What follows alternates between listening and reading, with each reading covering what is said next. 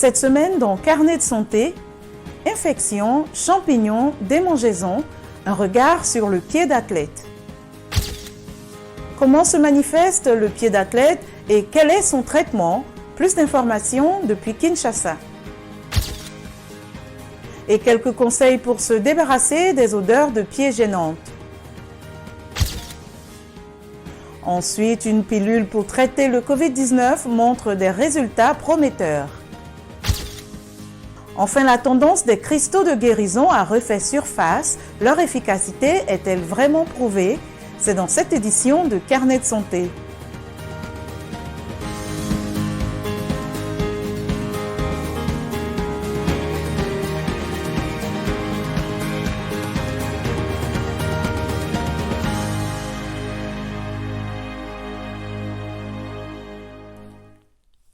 Bonjour à tous, ravi de vous retrouver pour une nouvelle édition de Carnet de santé.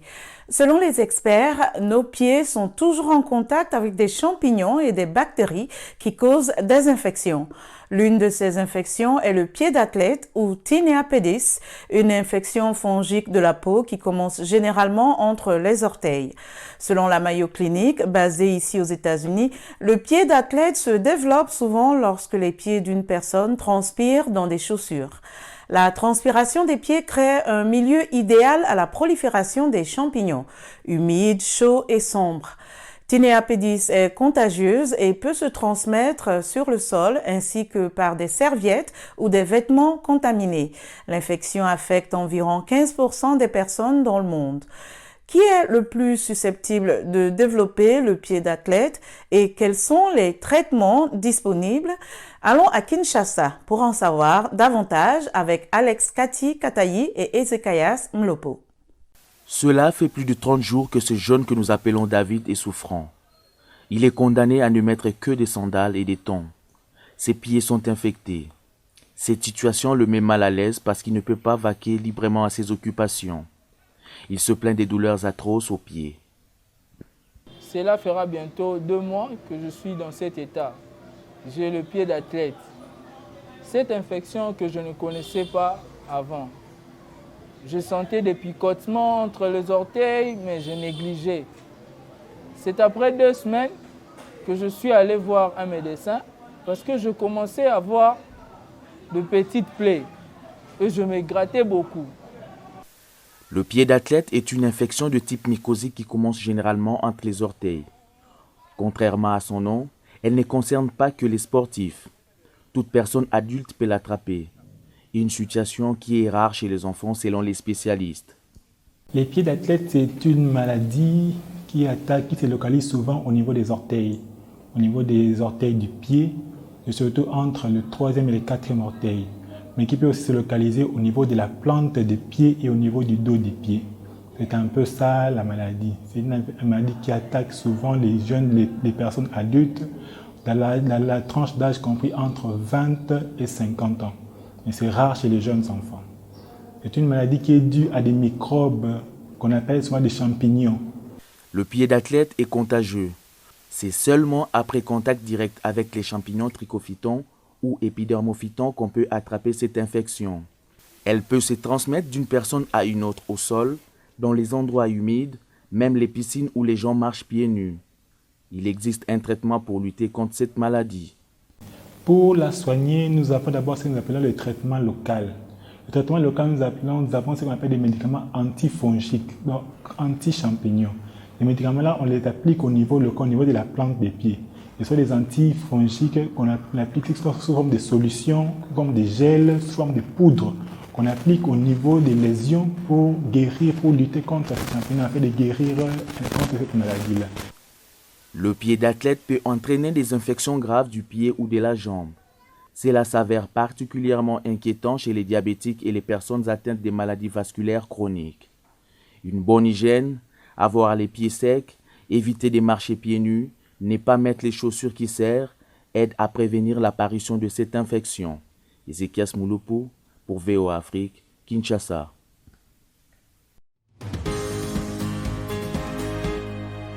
Le docteur Andrew Foy est dermatologue à l'hôpital Aga Khan et à l'hôpital national Muhimbili à Dar es Salaam en Tanzanie. Ils nous en dit plus sur le pied d'athlète et la prise en charge de cette condition. Parmi les infections fongiques superficielles, plusieurs types d'organismes peuvent en être la cause. Nous avons la quantité de dermatophytes, des moisissures, des levures. Tout cela peut provoquer une infection fongique. Et les dermatophytes sont ceux qui causent le pied d'athlète. Selon l'environnement où vous travaillez et ce que vous faites, vous pouvez contacter ces organismes. Ils sont partout. Vous pouvez attraper des champignons partout. Le pied d'athlète est quelque chose de très mauvais, surtout s'il n'est pas bien traité. Cela peut devenir une infection bactérienne secondaire, car elle se situe entre les orteils. Vous avez des lacérations entre les orteils, la peau est irritée, et ces plaies sont des portes d'entrée pour d'autres micro-organismes, d'autres types de champignons, mais aussi des bactéries et des virus. Vous avez un risque de développer ce qu'on appelle la cellulite. La cellulite est une forme grave d'infection bactérienne qui se produit dans la partie inférieure de la jambe, impliquant principalement les tissus mous. Et la personne peut avoir une fièvre élevée, une rougeur du membre, des cloques, des ulcérations et parfois finir par avoir un pied gangrené qui pourrait se terminer par l'amputation et la perte du membre. C'est donc vraiment quelque chose qui doit être immédiatement soigné et traité correctement. Et des médicaments sont disponibles.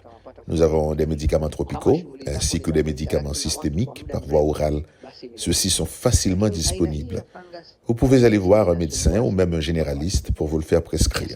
Si vous avez une infection bactérienne, vous devez également ajouter des antibiotiques prophylactiques.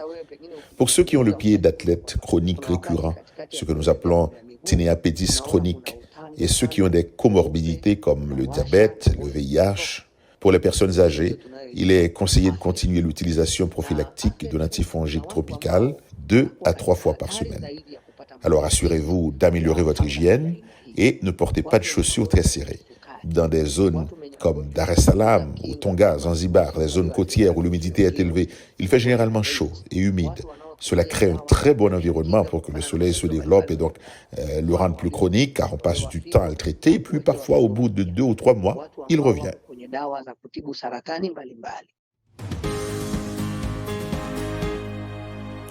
Souffrez-vous d'odeurs de pieds gênantes? Si la réponse est oui, eh bien, vous n'êtes pas seul. L'Institut pour la santé préventive des pieds, IPFH, affirme que les mauvaises odeurs de pieds, aussi appelées bromodoses, sont très courantes. Elles découlent d'une accumulation de sueur et de bactéries sur la peau. Les infections fongiques comme le pied d'athlète peuvent également entraîner une bromodose. Des pieds qui sentent mauvais ne sont peut-être pas quelque chose de grave, mais ils n'en demeurent pas moins un problème gênant.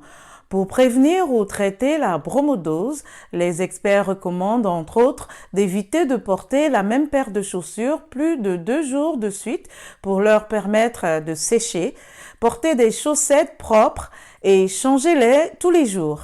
Baignez vos pieds tous les jours dans de l'eau tiède avec un savon doux antibactérien et séchez-les soigneusement, surtout entre les orteils. Selon les experts, trempez vos pieds dans du vinaigre et de l'eau ou utilisez de la poudre pour les pieds ou des antitranspirants peut aider à réduire les odeurs de pieds.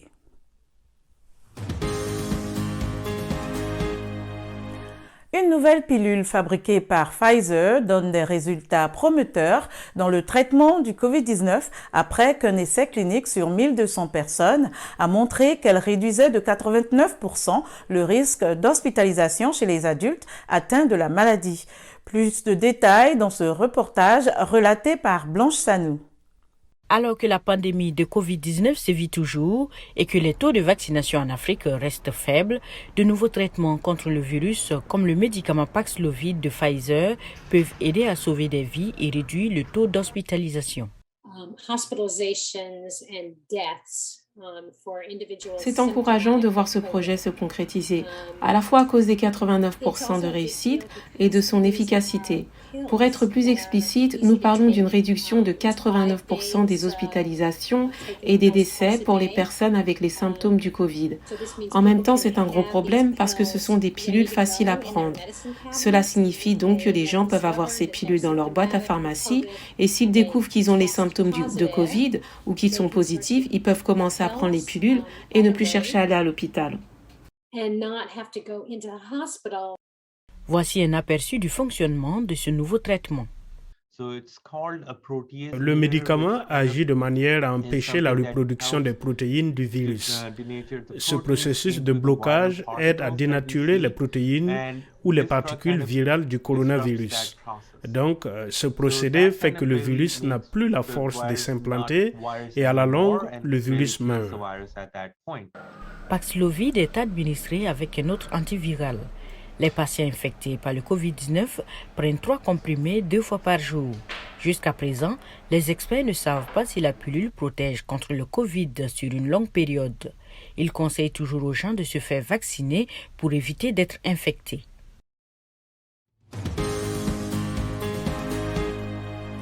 Au cours des dernières années, la tendance des cristaux de guérison a refait surface dans l'industrie du bien-être, même si cette méthode n'a pas été scientifiquement prouvée pour son efficacité.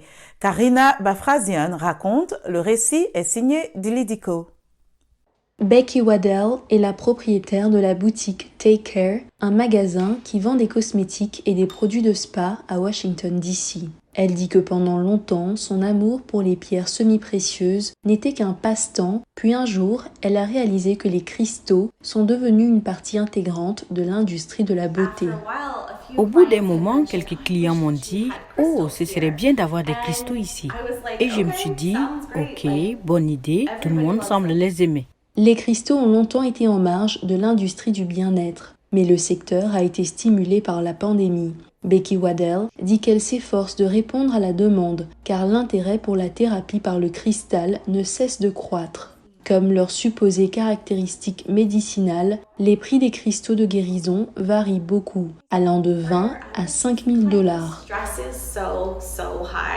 Pour les clients typiques de Washington, D.C., le stress est tellement élevé, ils travaillent à domicile, leurs maisons sont probablement petites et ils doivent désormais tout faire dans cet espace. Du coup, beaucoup de gens aiment avoir une boule de cristal sur leur bureau. Les célébrités ont également donné un coup de pouce à l'industrie du cristal. Le mannequin Naomi Campbell dit qu'elle a toujours des cristaux dans son sac. La chanteuse Adele a mentionné une fois que sa performance quelque peu imparfaite au Grammy s'expliquait par le fait qu'elle avait perdu son cristal porte-bonheur. Et l'actrice Gwyneth Paltrow vend des cristaux de guérison sur son site web. Mais les médecins sont sceptiques et disent qu'il n'y a aucune preuve que les cristaux aident réellement.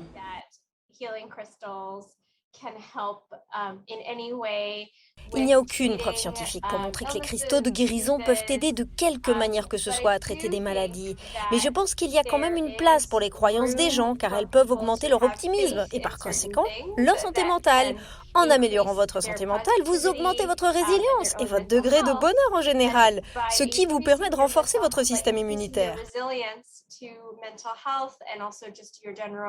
Alors, est-ce que cela vient des cristaux de guérison? Non, cela peut venir de tellement de choses différentes dans notre vie, comme passer du temps avec nos proches ou faire du sport.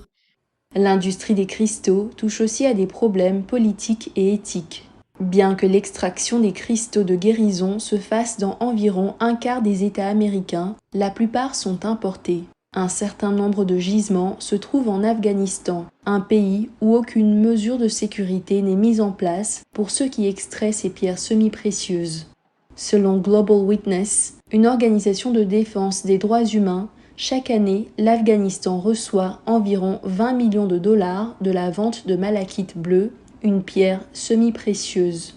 Bien que certains collectionneurs hésitent à acheter des cristaux produits en Afghanistan, les experts et les vendeurs pensent que la demande ne devrait pas baisser de sitôt en raison de la pandémie de Covid-19. Notre émission tire à sa fin. Pour plus d'informations et l'actualité sur le coronavirus, rendez-vous sur notre site web voaafrique.com. Vos questions et réactions sont toujours les bienvenues sur la page Facebook de VOA Afrique. Vous pouvez aussi me suivre sur Twitter, @Lénormoudou. Merci de votre fidélité à Carnet de Santé. D'ici la semaine prochaine, portez-vous bien. À bientôt.